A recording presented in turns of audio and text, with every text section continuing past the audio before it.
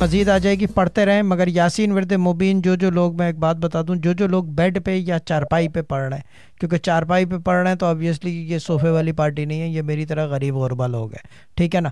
کوشش کریں کہ تکیہ گود میں رکھ لیں ایک. ٹھیک ہے.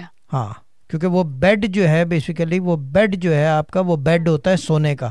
سرہانہ اور چیز ہے، سرہانہ تکیہ ہوتا ہے، اور وہ ایک ڈیفرنٹ چیز ہے، کیونکہ ہر آدمی کے سر کے اوپر قرآن موجود ہے آلریڈی. جی جب گھر کے اندر بچے لاتے ہیں تو قرآن کے نیچے سے گزارتے ہیں. یہ پتہ نہیں، اب تو رواج میں نے سنا نہیں ہے، لیکن اصولاً یہ کہ گھر کے اندر جب نیا بچہ لاتے ہیں تو وہ قرآن پاک کے نیچے سے، تو سر کے اوپر جو ہے کیا کہتے ہیں، قرآن جو ہے خود بخود جو ہے پیوست ہو جاتا ہے، جذب ہو جاتا ہے اس کے اندر، ٹھیک ہے نا. یہ ایک طریقہ کار ہوتا تھا، اب پتہ نہیں ہے، لیکن اذان دینے سے بھی کہتے ہیں کہ قرآن جو ہے وہ بیسیکلی چل جاتا ہے دماغ کے اندر، جو ہے آواز آتی ہے نا، سب سے پہلے آواز وہ ہوتا ہے. باقی شہد چٹانے کے لیے شہزاد سے رابطہ کریں. ٹھیک ہے نا. لیکن تکیہ رکھ لیں گود میں، چارپائی پہ بیٹھیں تو تکیہ گود میں رکھ کے پڑھ لیں، ٹھیک ہے نا.